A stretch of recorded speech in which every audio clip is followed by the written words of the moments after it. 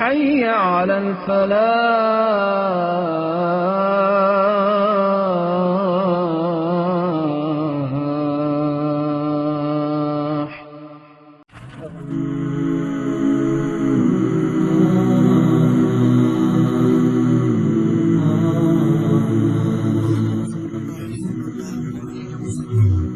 سورۃ الجمعہ۔ اچھا، نام سے تو یہی لگتا ہے کہ یہ صرف جمعے کی نماز کے بارے میں ہوگی، ہے نا؟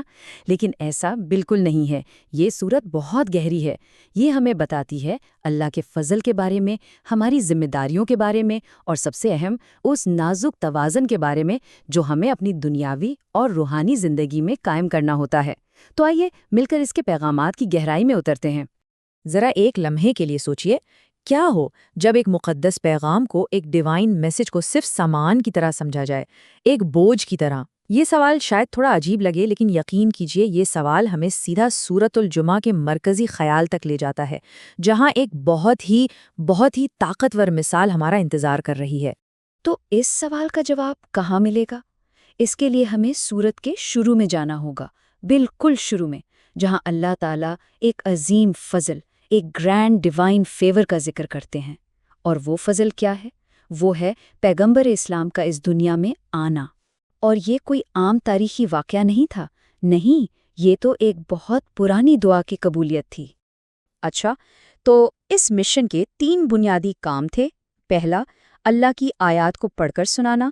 دوسرا، لوگوں کا تزکیہ کرنا، یعنی انہیں روحانی طور پر پاک کرنا۔ اور تیسرا، انہیں کتاب اور حکمت کی گہری سمجھ دینا۔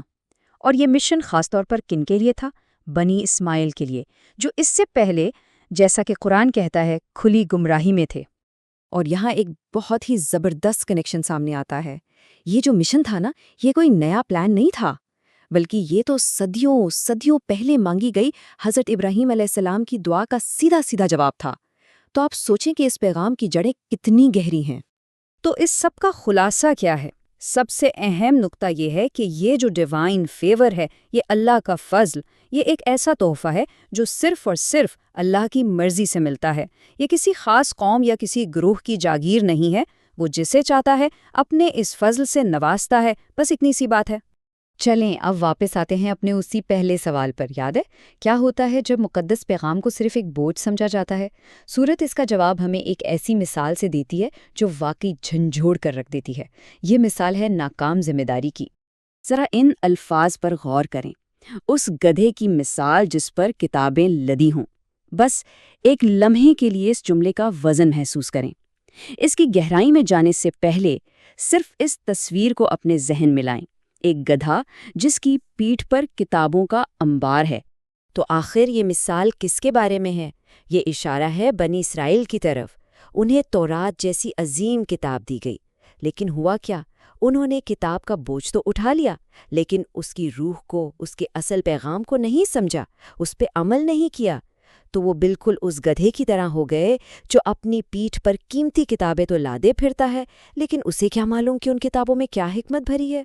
لیکن بات صرف پچھلی قوموں کی نہیں ہو رہی، نہیں، اب سورت کا رخ مڑتا ہے خود مسلمانوں کی ابتدائی کمیونٹی کی طرف، اور ایک ایسا واقعہ سامنے لایا جاتا ہے جہاں ایمان کا امتحان ہوا، اور امتحان کس چیز سے ہوا؟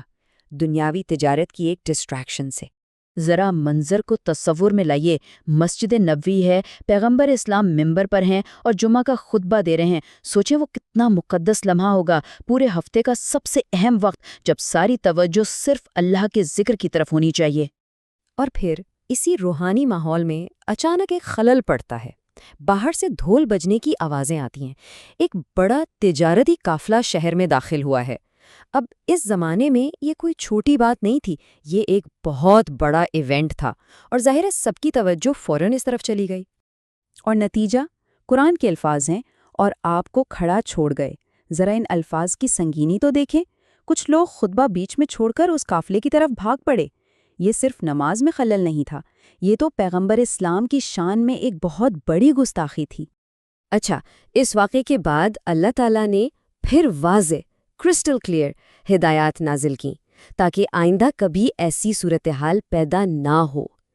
یہ رہنمائی ہمیں سکھاتی ہے جمعہ کی حرمت کے بارے میں، اور یہ کہ ہماری ترجیحات، ہماری پرائیورٹیز کیا ہونی چاہیے۔ یہاں ہمیں ایک بہت ہی خوبصورت متوازن راستہ دکھایا گیا ہے۔ حکم کیا ہے؟ جب جمعہ کی اذان ہو تو سب کام، سب خرید و فروخت چھوڑ کر اللہ کے ذکر کی طرف دوڑ پڑو۔ لیکن جیسے ہی نماز ختم ہو تو فارغ مت بیٹھو، جاؤ زمین میں پھیل جاؤ اور اللہ کا فضل تلاش کرو، یعنی اپنا کام کاج دوبارہ شروع کر دو۔ دیکھیں کتنا خوبصورت توازن ہے عبادت اور دنیاوی ذمہ داریوں میں۔ یہ تمہارے لیے بہتر ہے اگر تم جانو۔ یہ آیت ہمیں سوچنے پر مجبور کرتی ہے نا؟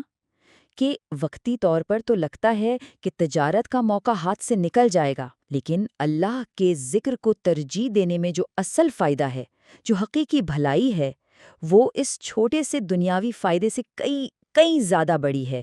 اور اب ہم آتے ہیں سورت کے کلائمیکس پر، اس کے بالکل آخر میں، جہاں ہمیں ایک حتمی سودے یعنی دی الٹیمیٹ ٹرانزیکشن کے بارے میں بتایا جاتا ہے۔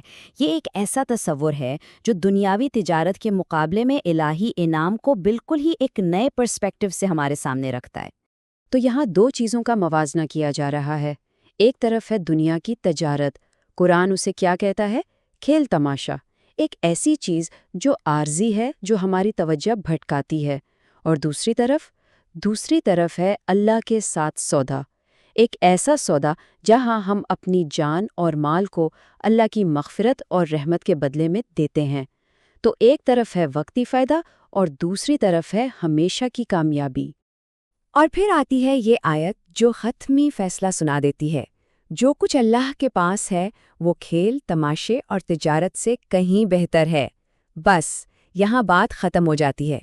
یہ آیت ہمیں یاد دلاتی ہے کہ اصل، حقیقی اور ہمیشہ رہنے والی قدر کس چیز میں ہے، اور ہمیں اپنی زندگی کی ترجیحات کو اسی کے مطابق سیٹ کرنا چاہیے۔ اور یہ صورت ہمیں آج کے دور کے لیے ایک بہت بڑے سوال کے ساتھ چھوڑ جاتی ہے۔ 1400 سال پہلے تو ڈسٹریکشن ایک تجارتی قافلہ تھا، ٹھیک ہے؟ آج ہماری ڈسٹریکشنز کیا ہیں؟ ہمارے اسمارٹ فونز، ہماری ناختم ہونے والی نوٹیفیکیشنز، ہماری مصروفیات۔ تو سوال یہ ہے کہ ہم اپنی توجہ، اپنا فوکس کس چیز کے بدلے میں بیچ رہے ہیں؟ یہ وہ سوال ہے جس پر غور کرنے کی دعوت سورۃ الجمعہ ہم سب کو دیتی ہے۔